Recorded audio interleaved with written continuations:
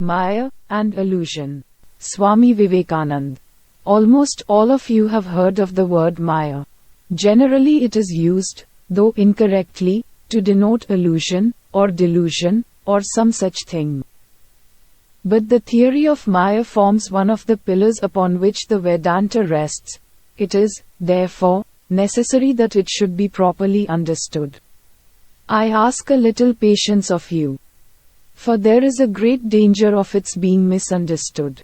The oldest idea of Maya that we find in Vedic literature is the sense of delusion. But then the real theory had not been reached. We find such passages as, Indra through his Maya assumed various forms. Here it is true the word Maya means something like magic, and we find various other passages, always taking the same meaning. The word Maya then dropped out of sight altogether. But in the meantime the idea was developing. Later, the question was raised. Why can't we know the secret of the universe? And the answer given was very significant. Because we talk in vain, and because we are satisfied with the things of the senses. And because we are running after desires, therefore, we, as it were, cover the reality with a mist. Here the word Maya is not used at all. But we get the idea that the cause of our ignorance is a kind of mist that has come between us and the truth. Much later on, in one of the latest Upanishads, we find the word Maya reappearing. But this time, a transformation has taken place in it, and a mass of new meaning has attached itself to the word. Theories had been propounded and repeated, others had been taken up. Until at last the idea of Maya became fixed. We read in the Shvetashvatara Upanishad, know nature to be Maya and the ruler of this Maya is the Lord himself. Coming to our philosophers, we find that this word Maya has been manipulated in various fashions, until we come to the great Shankaracharya. The theory of Maya was manipulated a little by the Buddhists too. But in the hands of the Buddhists it became very much like what is called idealism, and that is the meaning that is now generally given to the word Maya. When the Hindu says the world is Maya, at once people get the idea that the world is an illusion. This interpretation has some basis, as coming through the Buddhistic philosophers. Because there was one section of philosophers who did not believe in the external world at all. But the Maya of the Vedanta, in its last developed form, is neither idealism nor realism. Nor is it a theory. It is a simple statement of facts, what we are and what we see around us. As I have told you before, the minds of the people from whom the Vedas came were intent upon following principles, discovering principles. They had no time to work upon details or to wait for them. They wanted to go deep into the heart of things. Something beyond was calling them, as it were, and they could not wait. Scattered through the Upanishads, we find that the details of subjects which we now call modern sciences are often very erroneous, but, at the same time, their principles are correct. For instance, the idea of ether, which is one of the latest theories of modern science, is to be found in our ancient literature in forms much more developed than is the modern scientific theory of ether today. But it was in principle. When they tried to demonstrate the workings of that principle, they made many mistakes. The theory of the all-pervading life principle, of which all life in this universe is but a differing manifestation, was understood in Vedic times. It is found in the Brahmanas.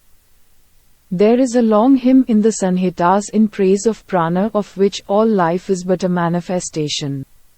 By the by, it may interest some of you to know that there are theories in the Vedic philosophy about the origin of life on this earth very similar to those which have been advanced by some modern European scientists. You, of course, all know that there is a theory that life came from other planets. It is a settled doctrine with some Vedic philosophers that life comes in this way from the moon.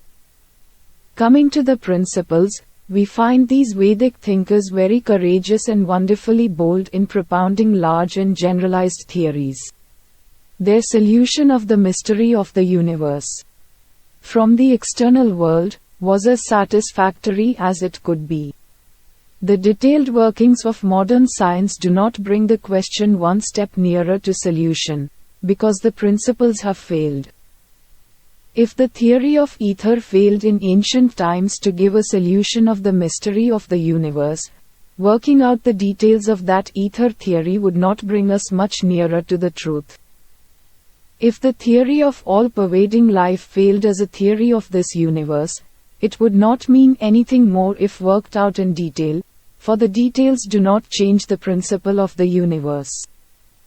What I mean is that in their inquiry into the principle, the Hindu thinkers were as bold, and in some cases, much bolder than the moderns.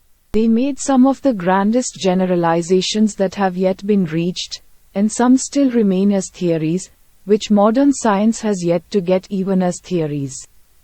For instance, they not only arrived at the ether theory, but went beyond and classified mind also as a still more rarefied ether. Beyond that again, they found a still more rarefied ether. Yet that was no solution. It did not solve the problem. No amount of knowledge of the external world could solve the problem. But, says the scientist, we are just beginning to know a little. Wait a few thousand years and we shall get the solution. No, says the Vedantist, for he has proved beyond all doubt that the mind is limited, that it cannot go beyond certain limits, beyond time, space, and causation. As no man can jump out of his own self, so no man can go beyond the limits that have been put upon him by the laws of time and space. Every attempt to solve the laws of causation, time, and space would be futile, because the very attempt would have to be made by taking for granted the existence of these three. What does the statement of the existence of the world mean, then? This world has no existence. What is meant by that? It means that it has no absolute existence. It exists only in relation to my mind, to your mind, and to the mind of everyone else. We see this world with the five senses, but if we had another sense, we would see in it something more. If we had yet another sense, it would appear as something still different. It has, therefore, no real existence. It has no unchangeable, immovable, infinite existence. Nor can it be called non-existence, seeing that it exists, and we slave to work in and through it. It is a mixture of existence and non-existence, coming from abstractions to the common, everyday details of our lives. We find that our whole life is a contradiction, a mixture of existence and non-existence. There is this contradiction in knowledge. It seems that man can know everything, if he only wants to know. But before he has gone a few steps, he finds an adamantine veil which he cannot pass. All his work is in a circle. And he cannot go beyond that circle. The problems which are nearest and dearest to him are impelling him on and calling, day and night, for a solution, but he cannot solve them. Because he cannot go beyond his intellect. And yet that desire is implanted strongly in him. Still we know that the only good is to be obtained by controlling and checking it. With every breath, every impulse of our heart asks us to be selfish. At the same time, there is some power beyond us which says that it is unselfishness alone which is good. Every child is a born optimist. He dreams golden dreams. In youth he becomes still more optimistic. It is hard for a young man to believe that there is such a thing as death, such a thing as defeat or degradation. Old age comes. And life is a mass of ruins. Dreams have vanished into the air, and the man becomes a pessimist. Thus we go from one extreme to another, buffeted by nature, without knowing where we are going. It reminds me of a celebrated song in the Lalita Vistara, the biography of Buddha. Buddha was born, says the book, as the savior of mankind, but he forgot himself in the luxuries of his palace. Some angels came and sang a song to rouse him. And the burden of the whole song is that we are floating down the river of life, which is continually changing with no stop and no rest. So are our lives. Going on and on without knowing any rest. What are we to do? The man who has enough to eat and drink is an optimist, and he avoids all mention of misery, for it frightens him. Tell not to him of the sorrows and the sufferings of the world. Go to him and tell that it is all good. Yes, I am safe, says he. Look at me, I have a nice house to live in. I do not fear cold and hunger, therefore do not bring these horrible pictures before me.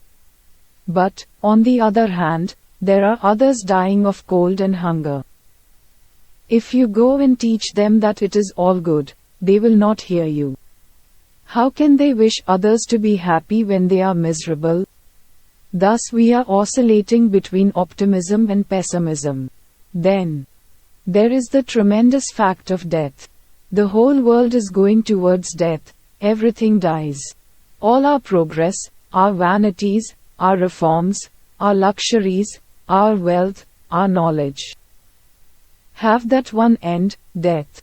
That is all that is certain. Cities come and go, empires rise and fall, planets break into pieces and crumble into dust, to be blown about by the atmospheres of other planets. Thus it has been going on from time without beginning.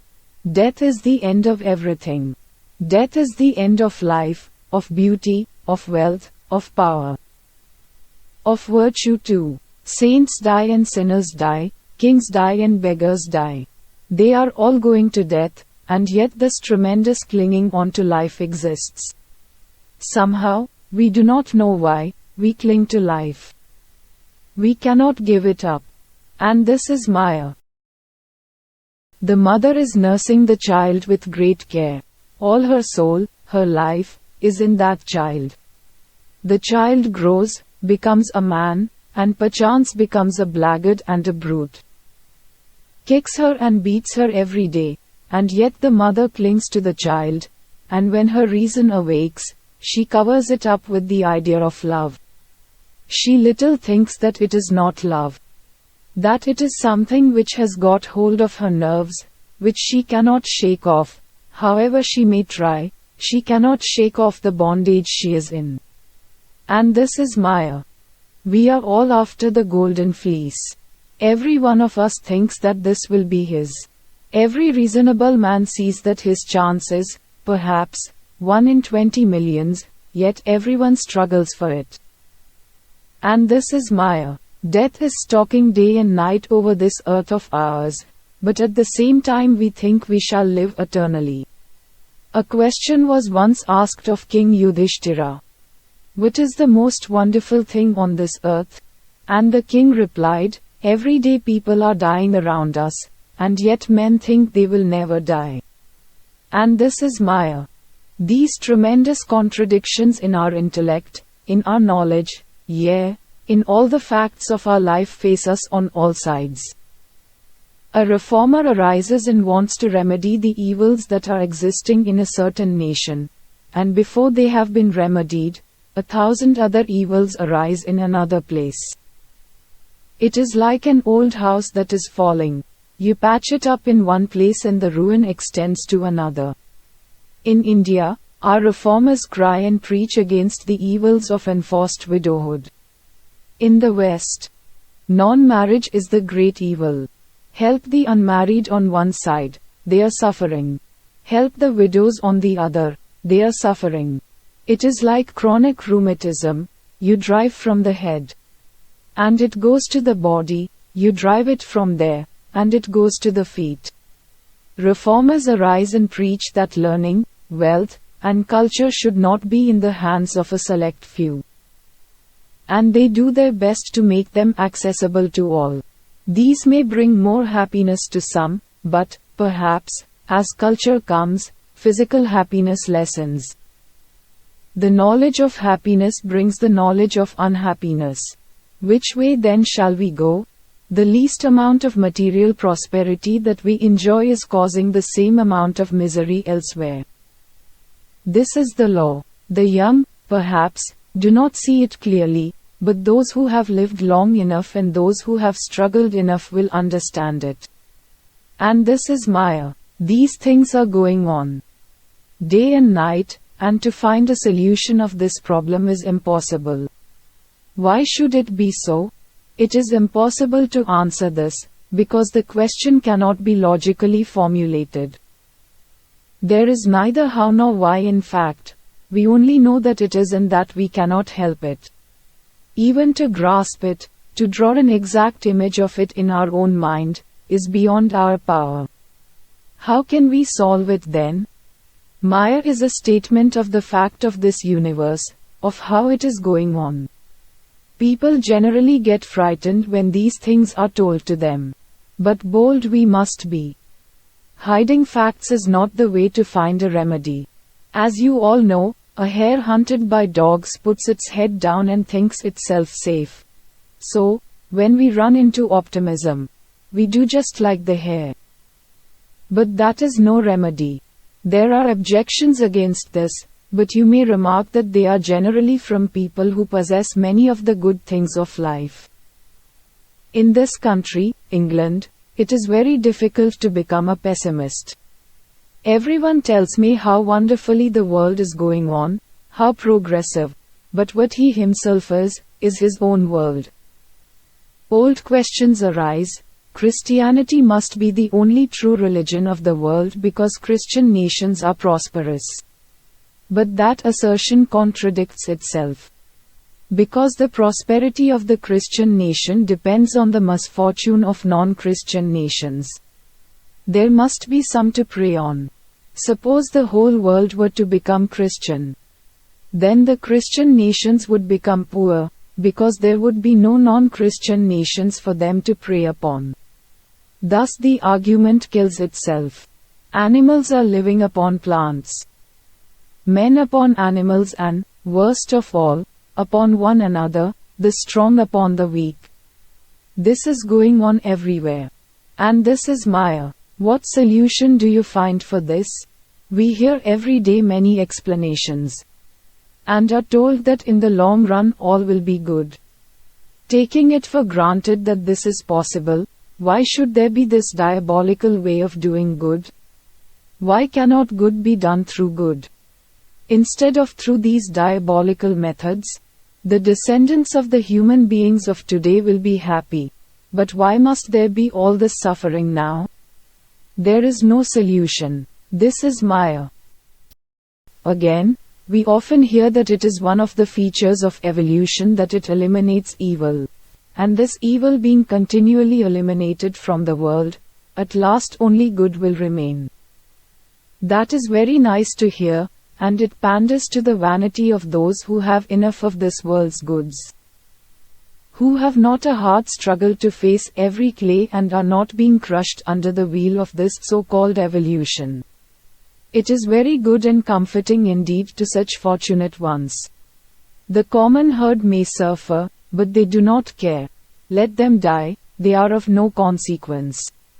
Very good, yet this argument is fallacious from beginning to end. It takes for granted, in the first place, that manifested good and evil in this world are two absolute realities.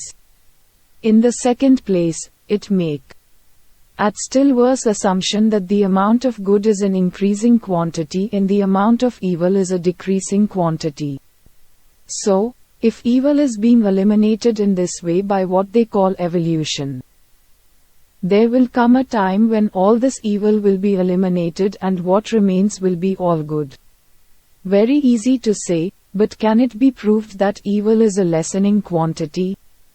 Take, for instance, the man who lives in a forest, who does not know how to cultivate the mind, cannot read a book, has not heard of such a thing as writing.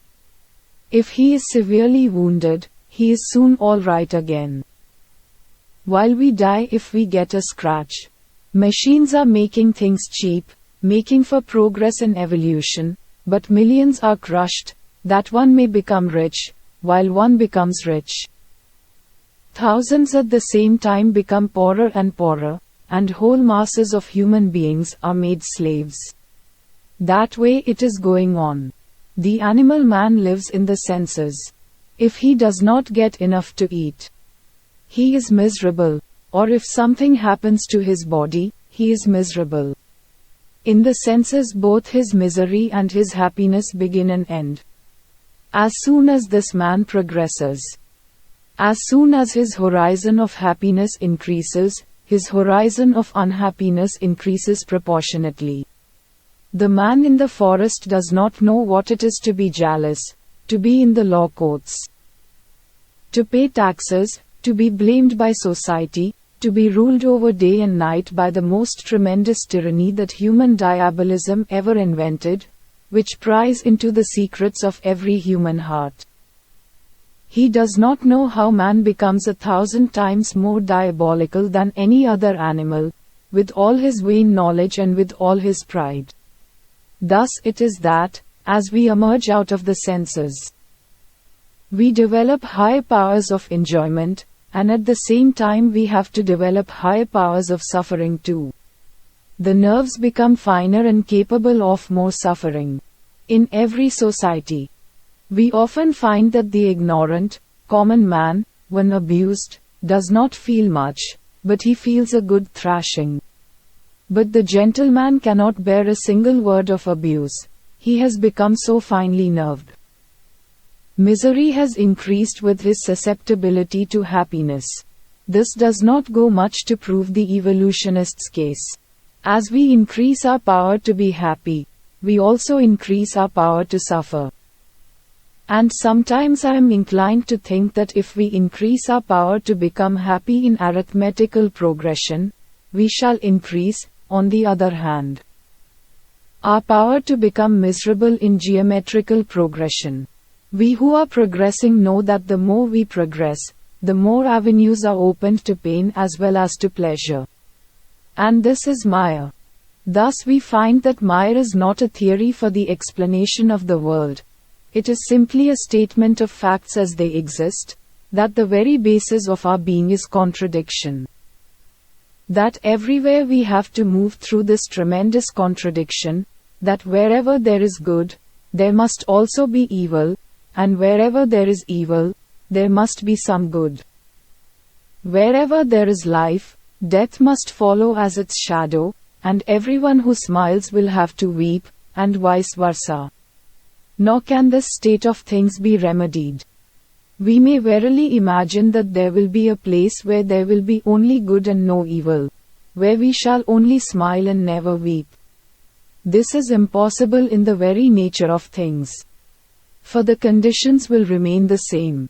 Wherever there is the power of producing a smile in us, there lurks the power of producing tears. Wherever there is the power of producing happiness, there lurks somewhere the power of making us miserable.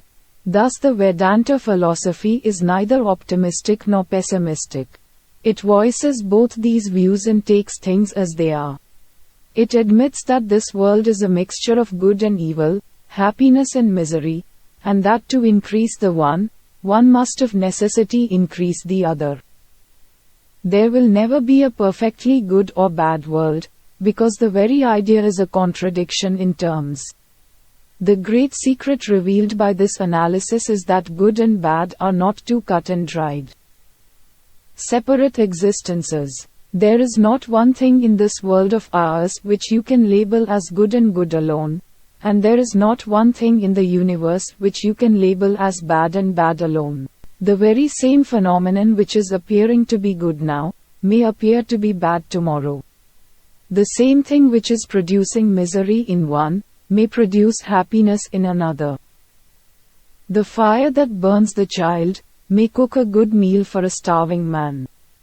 The same nerves that carry the sensations of misery carry also the sensations of happiness. The only way to stop evil, therefore, is to stop good also. There is no other way. To stop death, we shall have to stop life also. Life without death and happiness without misery are contradictions. And neither can be found alone, because each of them is but a different manifestation of the same thing. What I thought to be good yesterday, I do not think to be good now. When I look back upon my life and see what were my ideals at different times, I find this to be so. At one time my ideal was to drive a strong pair of horses. At another time I thought, if I could make a certain kind of sweet meat, I should be perfectly happy. Later I imagined that I should be entirely satisfied if I had a wife and children and plenty of money. Today I laugh at all these ideals as mere childish nonsense. The Vedanta says, there must come a time when we shall look back and laugh at the ideals which make us afraid of giving up our individuality. Each one of us wants to keep this body for an indefinite time, thinking we shall be very happy, but there will come a time when we shall laugh at this idea. Now, if such be the truth, we are in a state of hopeless contradiction, neither existence nor non-existence, neither misery nor happiness, but a mixture of them. What, then, is the use of Vedanta and all other philosophies and religions? And, above all, what is the use of doing good work? This is a question that comes to the mind. If it is true that you cannot do good without doing evil, and whenever you try to create happiness there will always be misery, people will ask you, what is the use of doing good? The answer is in the first place, that we must work for lessening misery, for that is the only way to make ourselves happy. Every one of us finds it out sooner or later in our lives. The bright ones find it out a little earlier, and the dull ones a little later. The dull ones pay very dearly for the discovery and the bright ones less dearly. In the second place, we must do our part, because that is the only way of getting out of this life of contradiction. Both the forces of good and evil will keep the universe alive for us, until we awake from our dreams and give up this building of mud pies. That lesson we shall have to learn, and it will take a long time to learn it. Attempts have been made in Germany to build a system of philosophy on the basis that the infinite has become the finite. Such attempts are also made in England. And the analysis of the position of these philosophers is this, that the infinite is trying to express itself in this universe. And that there will come a time when the infinite will succeed in doing so. It is all very well, and we have used the words infinite and manifestation and expression, and so on. But philosophers naturally ask for a logical fundamental basis for the statement that the finite can fully express the infinite. The absolute and the infinite can become this universe only by limitation. Everything must be limited that comes through the senses, or through the mind, or through the intellect. And for the limited to be the unlimited is simply absurd and can never be.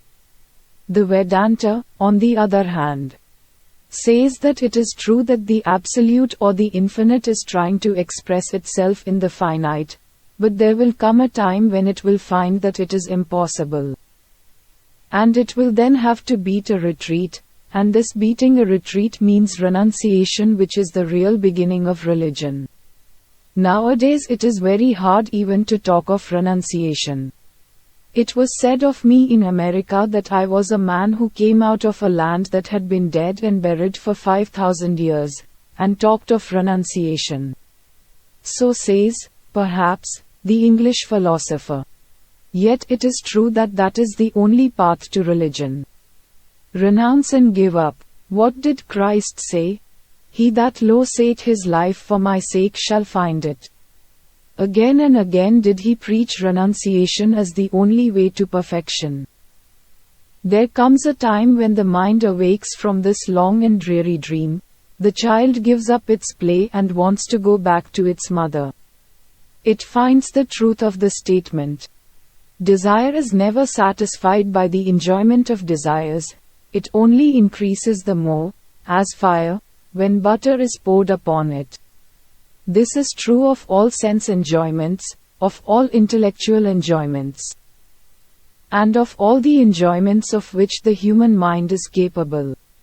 They are nothing, they are within Maya, within this network beyond which we cannot go. We may run therein through infinite time and find no end, and whenever we struggle to get a little enjoyment, a mass of misery falls upon us. How awful is this? And when I think of it, I cannot but consider that this theory of Maya, this statement that it is all Maya, is the best and only explanation. What an amount of misery there is in this world, and if you travel among various nations you will find that one nation attempts to cure its evils by one means, and another by another. The very same evil has been taken up by various races, and attempts have been made in various ways to check it, yet no nation has succeeded. If it has been minimized at one point, a mass of evil has been crowded at another point. Thus it goes. The Hindus, to keep up a high standard of chastity in the race, have sanctioned child marriage, which in the long run has degraded the race. At the same time, I cannot deny that this child marriage makes the race more chaste. What would you have, if you want the nation to be more chaste? You weaken men and women physically by child marriage. On the other hand, are you in England any better off? No, because chastity is the life of a nation. Do you not find in history that the first death sign of a nation has been unchastity? When that has entered, the end of the race is in sight. Where shall we get a solution of these miseries then? If parents select husbands and wives for their children, then this evil is minimized. The daughters of India are more practical than sentimental. But very little of poetry remains in their lives. Again, if people select their own husbands and wives, that does not seem to bring much happiness. The Indian woman is generally very happy. There are not many cases of quarreling between husband and wife. On the other hand, in the United States, where the greatest liberty obtains, the number of unhappy homes and marriages is large. Unhappiness is here, there, and everywhere. What does it show? That, after all, not much happiness has been gained by all these ideals. We all struggle for happiness, and as soon as we get a little happiness on one side, on the other side there comes unhappiness. Shall we not work to do good then? Yes, with more zest than ever. But what this knowledge will do for us is to break down our fanaticism. The Englishman will no more be a fanatic and curse the Hindu. He will learn to respect the customs of different nations. There will be less of fanaticism and more of real work. Fanatics cannot work, they waste 3/4 of their energy. It is the level-headed, calm, practical man who works. So, the power to work will increase from this idea. Knowing that this is the state of things, there will be more patience. The sight of misery or of evil will not be able to throw us off our balance and make us run after shadows. Therefore, patience will come to us. Knowing that the world will have to go on in its own way. If, for instance, all men have become good, the animals will have in the meantime evolved into men, and will have to pass through the same state, and so with the plants. But only one thing is certain: the mighty river is rushing towards the ocean. And all the drops that constitute the stream will in time be drawn into that boundless ocean. So, in this life, with all its miseries and sorrows, its joys and smiles and tears, one thing is certain: that all things are rushing towards their goal, and it is only a question of time when you and I, and plants and animals, And every particles of life that exists must reach the infinite ocean of perfection, must attain to freedom, to God. Let me repeat, once more, that the Vedantic position is neither pessimism nor optimism. It does not say that this world is all evil or all good. It says that our evil is of no less value than our good, and our good of no more value than our evil. They are bound together. This is the world, and knowing this, you work with patience. What for? Why should we work, if this is the state of things? What shall we do? Why not become agnostics? The modern agnostics also know there is no solution of this problem, no getting out of this evil of Maya, as we say in our language. Therefore they tell us to be satisfied and enjoy life. Here, again, is a mistake, a tremendous mistake, a most illogical mistake. And it is this. What do you mean by life? Do you mean only the life of the senses? In this, every one of us differs only slightly from the brutes. I am sure that no one is present here whose life is only in the senses. Then, this present life means something more than that. Our feelings, thoughts, and aspirations are all part and parcel of our life, and is not the struggle towards the area, ideal, towards perfection. One of the most important components of what we call life, according to the agnostics, we must enjoy life as it is. But this life means, above all, this search after the ideal. The essence of life is going towards perfection. We must have that, and, therefore, we cannot be agnostics or take the world as it appears. The agnostic position takes this life, minus the ideal component, to be all that exists. And thus, the agnostic claims, cannot be reached, therefore he must give up the search. This is what is called Maya, this nature, this universe. All religions are more or less attempts to get beyond nature, the crudest or the most developed, expressed through mythology or symbology, stories of gods, angels or demons, or through stories of saints or seers, great men or prophets, or through the abstractions of philosophy. All have that one object, all are trying to get beyond these limitations. In one word, they are all struggling towards freedom. Man feels, consciously or unconsciously, that he is bound, he is not what he wants to be. It was taught to him at the very moment he began to look around. That very instant he learned that he was bound, and he also found that there was something in him which wanted to fly beyond, where the body could not follow, but which was as yet chained down by this limitation.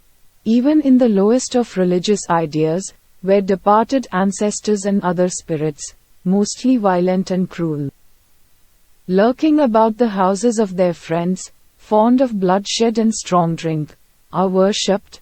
Even there we find that one common factor, that of freedom. The man who wants to worship the gods sees in them, above all things, greater freedom than in himself. If a door is closed, he thinks the gods can get through it, and that walls have no limitations for them. This idea of freedom increases until it comes to the ideal of a personal God, of which the central concept is that he is a being beyond the limitation of nature, of Maya.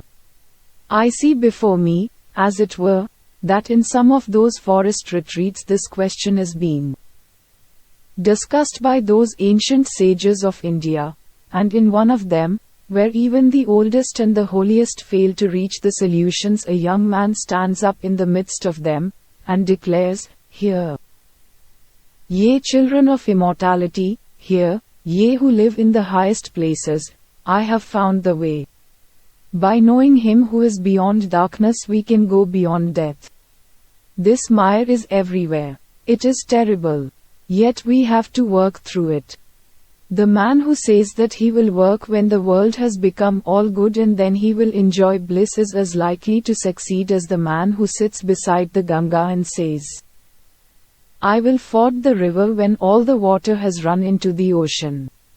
The way is not with Maya, but against it.